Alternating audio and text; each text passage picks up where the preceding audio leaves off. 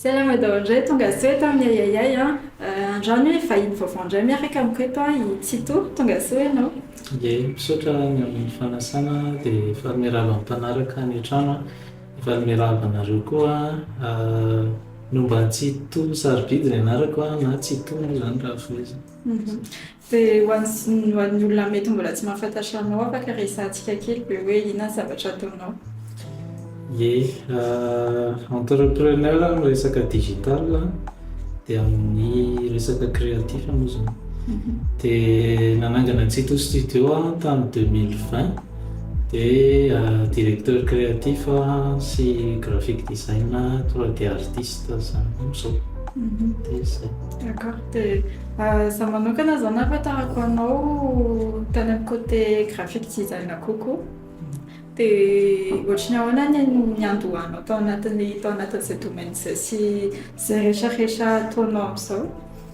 Ie, ny andohana aloha zany za efa passionné hatramin'ny mbola kely efa tia manao sary dia za koa tia architecture, manao plan, manao sary, plan 2D amina taratasy tamin'ny mbola kely dia tia BD koa, bande dessinée. Dia après an'izay, après afaka baka nianatra multimédia teto Antananarivo. Dia tao ny anarana base-ny resaka multimédia zany sy resaka créa, graphic design, dessin, réalisation cinématographique, pagina 3D, photographie. Ohatran'ny hoe polyvalent kely zany satria tiako koa le zavatra rehetrarehetra manodidina ny créatif. Dia après amin'izay no liana tamin'ny graphic design, avy vita ny fianarako multimédia zany. Dia liana tamin'ny graphic design dia teo nanao recherche hoe ahoana ny efa nianatra ihany tamin'ilay base fa tsy ampy tena hoe ahafahana hoe hiasa. Dia tena teo hoe hiasa amin'ilay resaka créatif zany za. Dia teo nanomboka nampiana-tena sy nakaroka hoe ahoana ny misy professionnalisena ilay sehatra. Dia autodidacte kely teny zany mijery tuto sy ohatran'izany. Dia zay nanao recherche dia zay no nahatafidirana tamin'ilay izy dia après mission offre d'emploi dia postule dia voaray. Dia niresaka ianao teo hoe teo amin'ilay côté professionnel kokoa tsy ampy taminao. Afaka resahantsika kely ve hoe inona exactement izay zavatra tsapanao izay hoe tsy ampy tao anatin'izay fianarana izay? Ie. Mivoaka fianarana aloha tsy tena hoe professionnel satria mbola tsy miasa ianao. Izany hoe tsisy application ilay zavatra nianaranao. Dia mila ohatran'ny hoe ohatra izao nianatra ohatra hoe règle de base-na couleur, ohatran'izany hoe harmonisation na couleur, typographie sy ohatr'izany tany am-pianarana.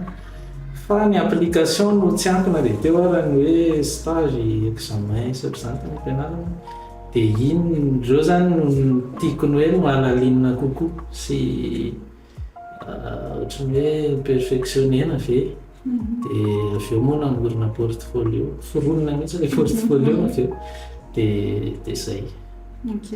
Dia zavatra hitako anankiray tena hiderako ny olo autodidacte justement izy tsisy olona guider hoe ty ianarana zao atao fa tena hoe mitsoboka ny tany anaty rano tany fotsiny dia izy no nampiana-tena ny lomany tany. Dia zavatra anankiray hitako hiderana be ny olo autodidacte izay. Ho anao manokana surtout amin'ilay resaka hoe domaine digital, design, photographie sy rehetrarehetra, inona zavatra hitanao tsy ampy amin'ny école misy eto amintsika amin'izao par rapport amin'ireo domaine ireo? Ie, zavatra hitako tsy ampy marina eo mianatra hoe base hoe ohatran'izao ny harmonisation na couleur sy manteneniko teo ny typographie sy ohatran'izany fa hitako hoe logiciel kokoa no ampianarina rehefa mianatra eto Madagasikara. Fa tsy tena hoe mianatra hoe ohatran'ny ahoana ny atao hoe graphic design hoe tsy haiko manazava anazy fa ohatran'ny hoe atao mise en avant be hoe mianatra Photoshop, mianatra Illustrator, mianatra zay hitako hoe mila ameliorer zany resaka tena hoe inona marina le graphic design. Dia hoanao manokana ohatrany nisy tsy haiko misy hoe site manokana ve na olona manokana anaranao ny anaranao an'izay iny côté tsy le côté teknika zany fa le côté hoe le zavatra tsy anarantsika le zavatra tsy anarantsika any am-pianarana. Za aloha nanaraka olona be dia be sy site be dia be dia tsy hoe voatanisako daholo fa loatsy anomina. Ok. Dia resaka ianao teo hoe tafiditra tamina orinasa dia niasa. Dia tiako anontaniana hoe raha ny conseil-nao manokana raha vao manomboka na hoe vita fianarana inona no mety kokoa tonga dia manangana ianao manokana ve sa hoe miditra anaty structure anankiray aloha. Misy namako anankiray izay miteny matetika izy hoe mila taritina aloha zay vao mahay mitarika. Dia ho anao inona ny avianao par rapport amin'izay? Raha ny hevitro aloha dia tsara hoe miditra anaty orinasa ihany miankina amin'ilay domaine tianao hoe inona ilay izy. Ohatra hoe graphic design zao dia tsara hoe agence de communication ny idirana na agence de publicité na ohatran'izany. Dia mba ahitanao hoe ohatran'izao ilay monde professionnel découvrir zany ianao. Dia avy eo ianao mety hoe te hanao zavatra mety hoe mahita fay anatin'ilay izy ianao ohatra dia te hanao tsara zavatra dia eo ianao raha hoe te hieritreritra hanangana ho anao dia fa ny tsara zany hoe découvrir foana aloha. Dia ho anao manokana ohatrany ahoana no le passage avy eo hoe miala tao anaty structure amin'izay dia le andeha manokana inona nahatonga an'ilay décision hoe andeha hanao ny anahy manokana amin'izay? Le izy aloha zany tsy tena hoe choix fa ohatrany hoe mandeha ho azy fotsiny le izy. Niasa tamina orinasa dia za niasa tao iny no nisy olona nahita ny profilako en ligne tany étranger olona vazaha le izy dia nandefa message izy nicontacte anahy izy hoe sao dia afaka hiasa misy projet ohatran'izao dia nanomboka teo no nanaovako an'ilay izy no tafiditra tanatin'le na moa zany ohatrany hoe miasa tena zany. Dia zay dia le projet nampanaoviny tamin'izany projet polyvalent be zany hoe misy graphic design misy 3D misy vidéo dia nanomboka teo zany.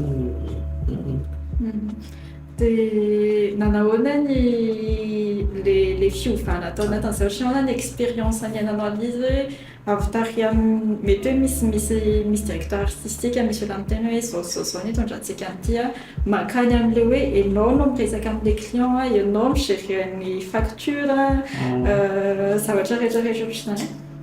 Mafimafy ihany aloha ilay izy amin'ny voalohany satria mila mianatra ianao hoe ahoana ny ahafahana ho efficace anatin'ilay asa sy ho afa-po ny client dia ianao koa afa-po hoe niety tsara ilay asanao. Fa mianatra mila tia mianatra zany mila hoe vitako dia mila mianatra fotsiny mazoto mianatra dia mety. Ayayay Library est une bibliothèque en ligne créée par et pour les créatifs. Explorez en ligne notre catalogue de livres. N'hésitez pas à passer en DM sur notre page pour votre première lecture. Dia nanomboka 2020 moa ianao zany nanangana ny Titou Studio, c'est bien ça?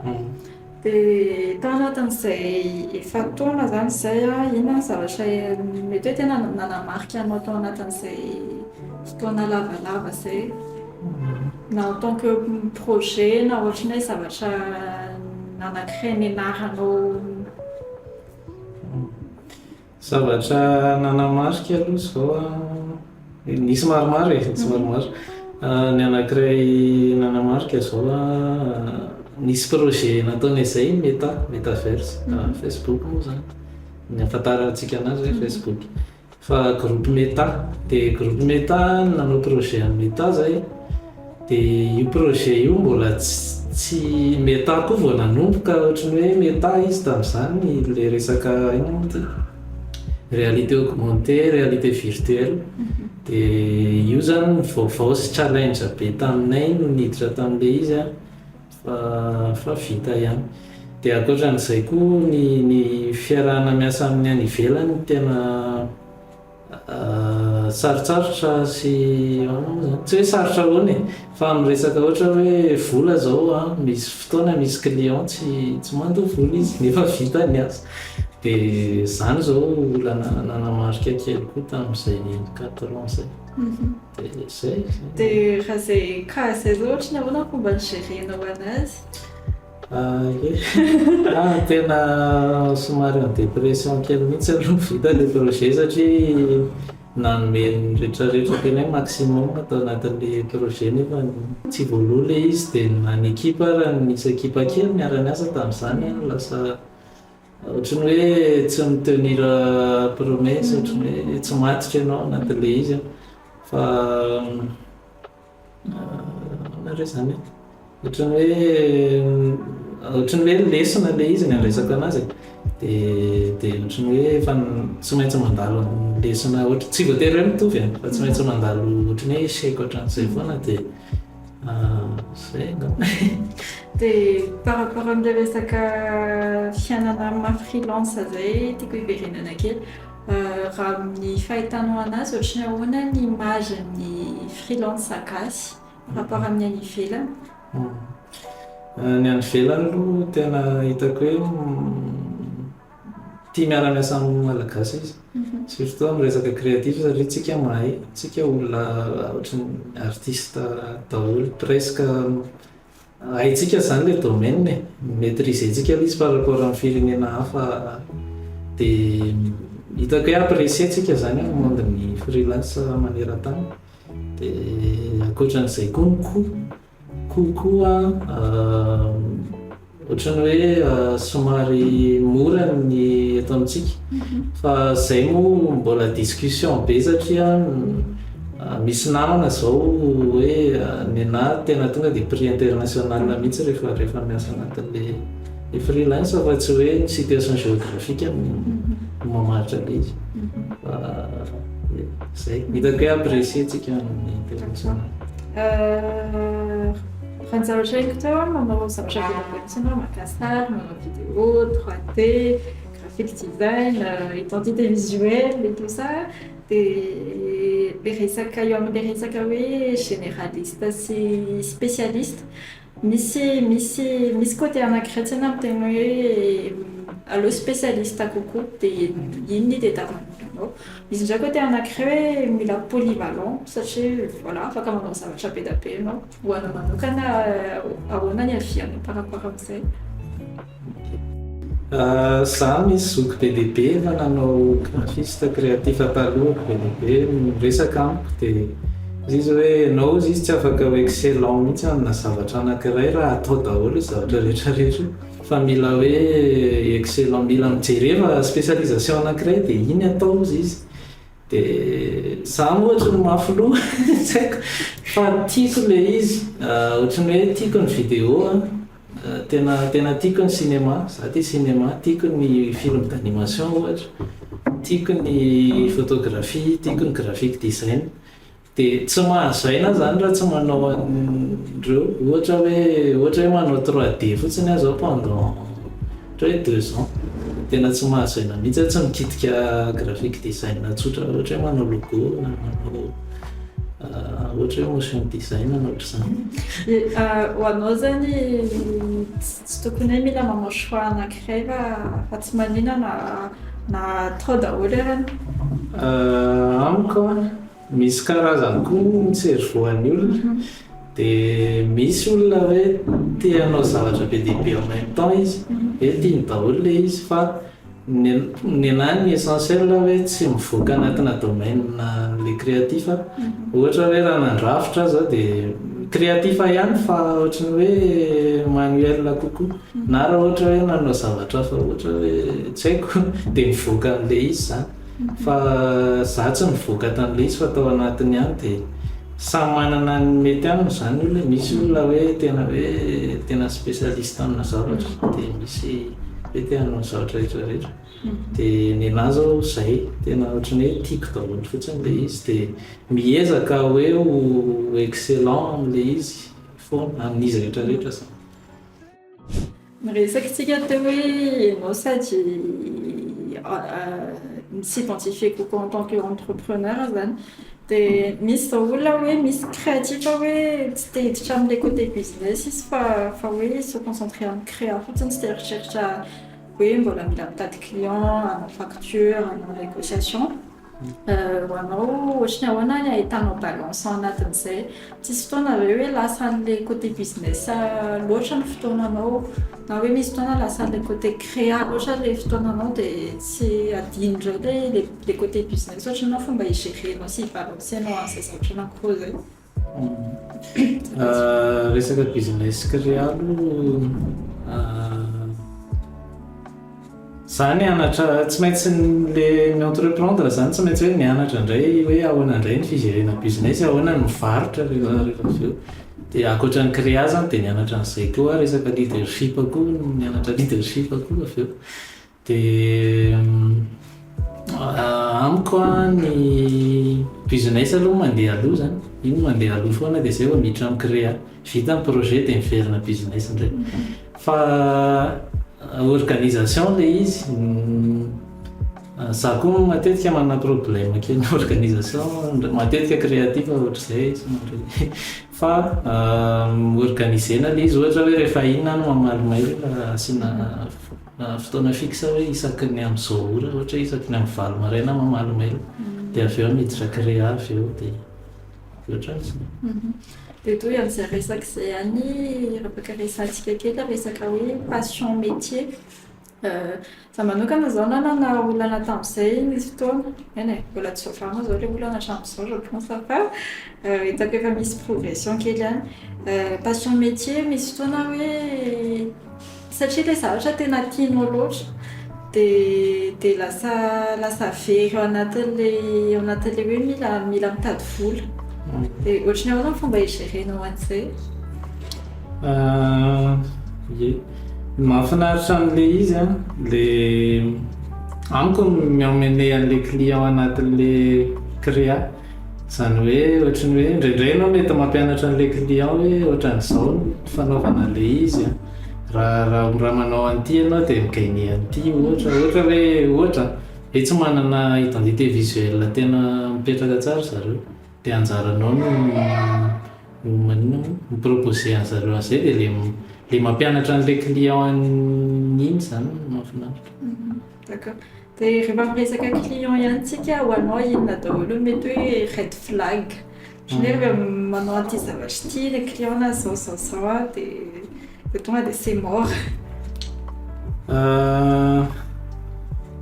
Le tsy mivaloriser an'ilay asa aloha angambany izay no hitako hoe ohatrany hoe red flag kely fa tsy mahita ohatra le tsy mivaloriser eny misy client mety tonga dia ohatrany hoe tsy micomprendre anao en tant que créatif izy fa ohatrany hoe mila résultat ohatran'izao dia izy nefa tsy manome ny outil complet ahafahanao atteindre les résultats dia eo zany hoe ohatrany hafahafa ity client ity dia tonga dia soit izy orientenao hoe ohatran'izao mila an'ireto contenu reto ao an'le zavatra le projet ataontsika inona daholo ny détail afaka omenao anahy fa misy client tsy mahafantatra an'izany fa hoe tianao an'ity fotsiny dia ataovy le izy dia zavatra ohatran'izany zany tsy tena mety. Dia amin'izay resaka clience créative zay ihany discussion misy foana moa zay. Misy fotoana lasa ohatrany hoe misy fotoana koa tsika créatif ohatrany hoe manaratsy be ny client fotsiny hoe nareo tsy mivaloriser ny zavatra ataona mihitsiny dia tiako resantsika kely ohatrany ahoana no ahitana izay terrain d'entente zay mba tsy hisy an'izay lasa ohatrany hoe miady foana zany le créatif sy le client satria le izy tokony hoe collaboration ny tsika mila client mila tsika ihany koa dia ohatrany ahoana ho anao ohatrany ahoana ny ahitana terrain d'entente inona zavatra tokony ataontsika en tant que créatif inona koa zavatra mety hoe proposenao an'izay olona hiara-iasa amina créatif any ohatrany. amiko le izy resaka ohatrany hoe ouverture angambany hoe misokatra ianao koa mila misokatra amin'le client hoe ohatrany ahoana le zavatra tiany atao dia mila micomprendre tsara ianao hoe inona le besoin dia izy koa mila ohatrany hoe misokatra aminao zany mba ahafahanao mitarika anazy amin'le monde ohatr'ilay niteneniko teo a dia zay angambany resaka ouverture hoe misokatra sy mianatra satria tsika mianatra avy amin'ilay client dia izy koa mila misokatra mianatra hoe ohatr'izay le métier. Dia resaka valorisation ana métier ianao ina daholo ny point hitanao hoe afaka ataontsika ahafahana mivaloriser an'izay valoriser ny métier atsika. Tsy haiko hoe inona no tokony ataontsika fa zay mila misokatra dia mila mianatra zay fotsiny angambany dia ankoatran'izay mila efa hitako hoe misy communauté ohatran'izao zavatra ataonareo zao tena mahafinaritra dia mampianatra ny client le izy hoe ay ohatr'izany le asa dia zay angambany.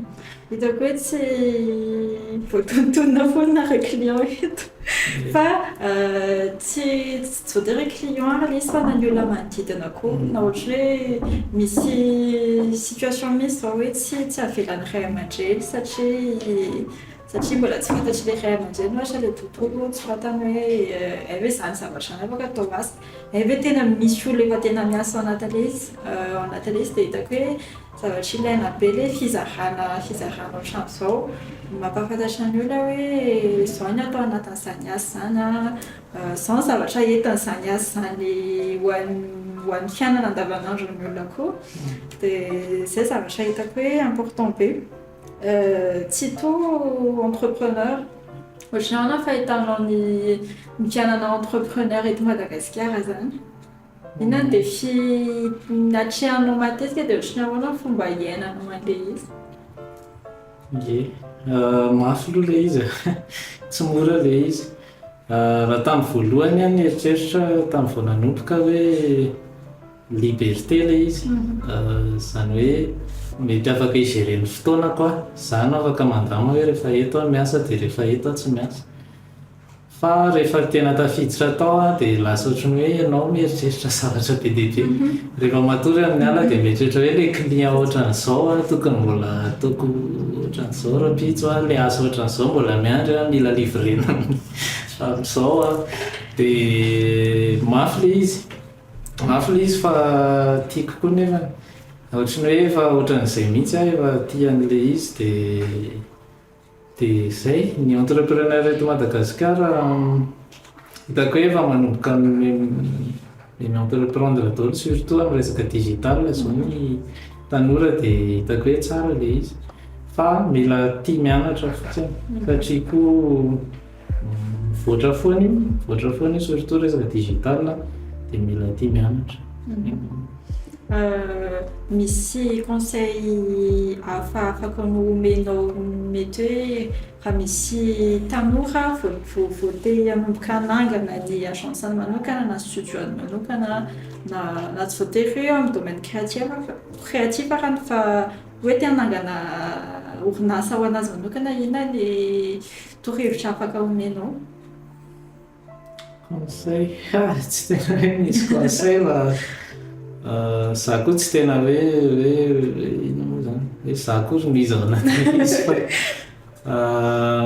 zay mianatra aloha zany ray zay point anankiray dia atao fotsiny zay tianao atao dia aza mihaino ohatranazy ao le olona le teo le niteny hoe mila mise spécialisé amina zavatra dia tsy voatery hoe zay dia tsy voatery hoe atao daholo koa nefa fa miankina aminao ihany hoe inona no tianao atao dia maîtriseo tsara le izy avant de se lancer.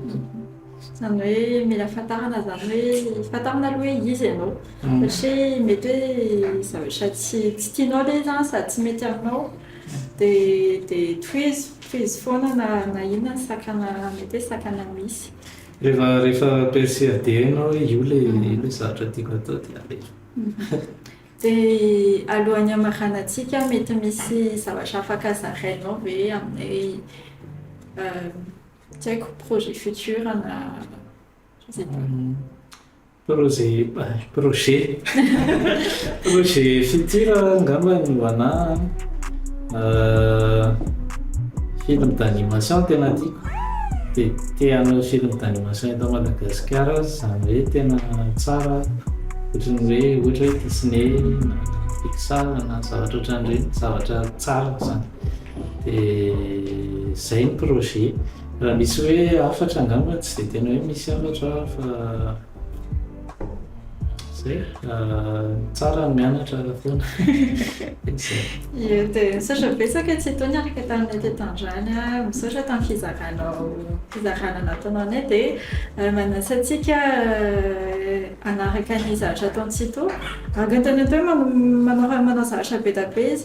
Mino fa raha ohatra hoe misy olona manana fanontaniana manokana ho anao dia mino fa malalaka tsara ny varavarana raha ohatra ka misy zay. Ie, dia misaotra anareo koa tamin'ny fanasana dia manomana ny mpanaraka moa zany. Ie, dia zay koa mamarana ny fiarahantsika androany a. Manome fotoana anareo indray zay eto amin'ny Yaya ihany a, miaraka amin'ny vahiny hafa indray a, mety sujet hafa indray no resahantsika amin'izay fotoana izay.